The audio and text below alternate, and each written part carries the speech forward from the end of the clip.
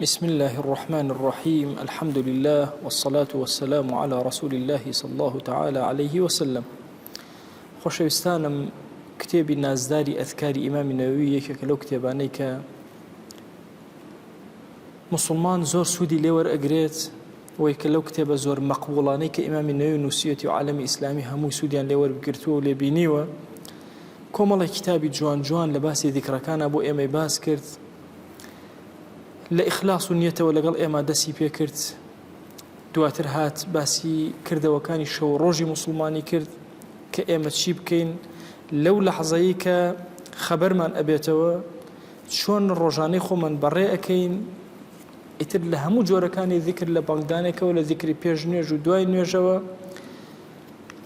هەتاوەکو لە ناو نوێژەکانە چۆن ذیکرەکەین، چی ئەڵێن. دواتر هاتە باسی تیلاوەتی قورئان بە دوور و درێژی باسی تیلاوەتی قورئانی بۆ کردن. ئەم کتابە باسی حەمدی خوا ئەکات، حەمدی خوا باس ئەکات کە ئەمڕۆ لە خزمەتی ئەبین وردە لە خزمەتی ئەڕۆین. یەکێک لەو شتانەی کە زۆر لەسەر ئێمە گرنگە جێبەجێکن بریتێ لە سوپاسی خوا جەل جەلالوو. یعنی تەسەوور کە ئێمە چیمانەیە، هەرچی شتە هەموو لەناو نیعمەتان، هەناسەکانە نیعمەتە، سیرکردنەکانە نیعمەتە، دەست جوڵانە، قسەکردن، هەمووی ئێمە لەژێر نیعەمی خوایە. زۆر پێویستمان بە سوپاسی خوا هەیە. رب العالمين لقرآن فرميتي قل الحمد لله وسلام على عباده الذين اصطفى. بلي الحمد لله صلاة لو عبادنا أو عبداني كخوي قول هذي بجاردون.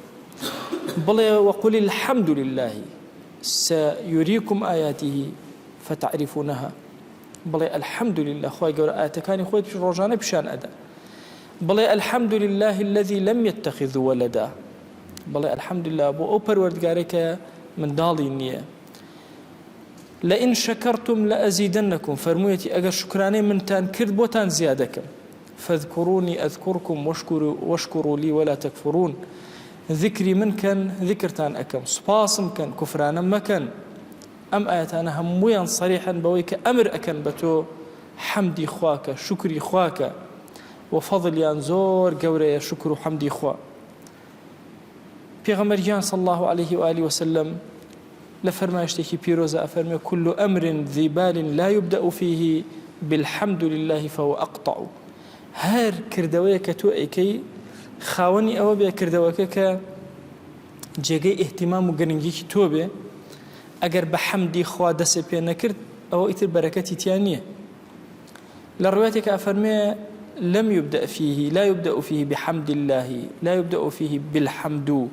كل كلام لا يبدأ فيه بالحمد لله فهو أجذم. هم أمر روايتنا بس يوكاك الحمد لله علي بحمده علي هرشي الرواية كان كو أكيتو هم كردا وكد أجر جيجي اهتمام بوتو سفرت هي نان خواردنت هي دانشتنت هي قرآن خواندنت هي درس ودورت هرشي هي هرشي بحمدي خوا دس بيبك.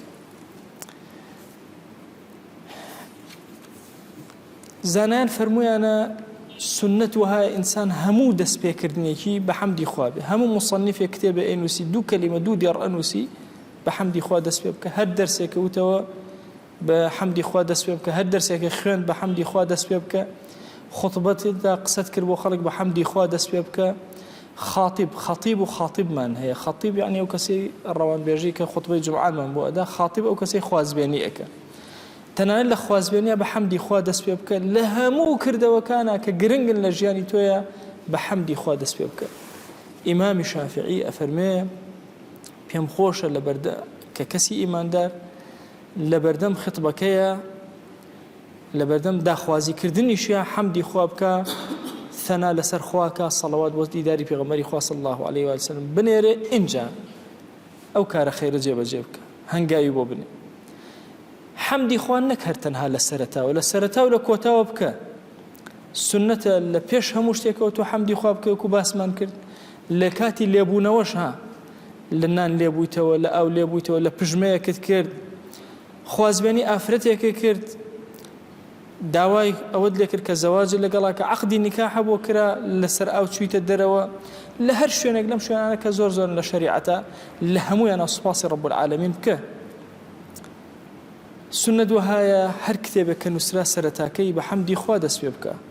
و هەروەها هەر دەرسێ خوێنرا هەر تەڵەبەیەک هەر کتێبێکی دەست کرد بە خوێندنەوە، هەر کتێبێ بە دەرس خوێنرا یا خۆت خوێنتەوە مطالعات کرد، حەدیثێکی پێغەمبەری خوات خوێندەوە صلی الله عليه و سلم، مەسئلەیەکی فقهیت خوێندەوە، باسێکی نەحوت خوێندەوە، بە حەمدی خوا دەست پێ بکە، سوپاسی خوا جەل جەلالوو بەوە دەست پێ بکە کە ئەمە زۆر گرنگە لە حیاتی تۆیە بە حەمدی خوا دەست پێ بکەی، بە حەمدی خوا کۆتا بکەی.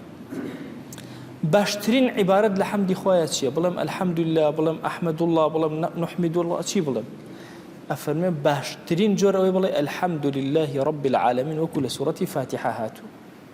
ئەمە هەمووی بڵێ الحەمدولله رب العالمین.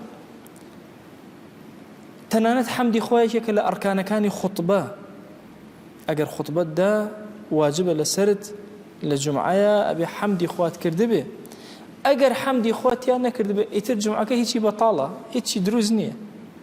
بۆیە بە واجب بە ڕوکنی لەوێ هەیە. بچووکترین واجبی شێوەیە بڵێ الحەمدولله، لەوە زیاتر ثەنا لەسەر خوا بکەی باشترە. وە تەفسیلاتیشی لە کتوبی فقهیا بە درێژی باس کراوەکە، مثلا إن الحمد لله نحمده ونستعينه ونستغفره ونستهديه، هەر کەلیمات لەم کەلیماتانە کە تۆ ئێڵێی هەمویان دروستە کە ئینسانی مسلمان بیان بڵێ، و لە خوتبەیە واجبە کە ئەمانە بڵێ، ڕکنی خوتبەیە. ئەی کاتێکە لە مەجلیسێکە هەڵساین تەواو بوون چی ئەفەرمێ ويستحب أن يختم دعاءه بالحمد لله رب العالمين، حتى دعات کرد دعا لە ئەخیرە حەمدی خواک، ئەگەر دەستی پێکە هەر حەمدی خواکە. وآخر دعواهم أن الحمد لله رب العالمين، أهل بهشت أخير دعوة كان بريتها الحمد لله رب العالمين. توجد الدنيا همو مجالس كان بالحمد لله رب العالمين طاق لسرتاي دعاء وحمدي خواك وتمجيدي خواك وبقوري بزانا صلوات بلسر پیغمبریان صلى الله عليه وآله وسلم لكوتاي دعاء كان يشتوى الحمد لله رب العالمين. واتا مجالس كان يخوت هر هموي برازين روبا حمدي خوا وصباصي خوا لبرانبر ئەو هەموو نیعمەتە فرە و بێژمارەی کە خوا پێدای و پێ عەتا کردووی هەمیشە بڵێ الحەمد لله رب العالمین.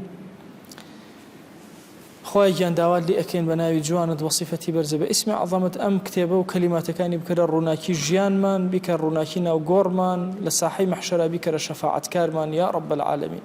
خوای گیان ئەم کەلیماتانەمان لێ قبوڵ کە سوپاس و ستایشێکی بێهەمتا بۆ تۆ بەرزەکەینەوە یا رب العالمین. ئێمە لە بابی شکران لە ناو نیعەمی تۆیان یا ئیلاهی سوپاست ئەکەین کە توانیمان بڵێن الحەمد لله رب العالمین، سوپاست ئەکەین کە توانیمان ئەم وشانە بە زمانمان نابێ لە خزمەتی ئەم کتێبە باسی شکر و باسی حەمد بکەین. خوای داوات لێ ئەکەین هەموو کەلیمەیە کە ئێڵێن لێمان قبوڵ کە و سوپاست ئەکەین لەسەر ئەو قبوڵەی کە لێمانی قبوڵ ئەکەی.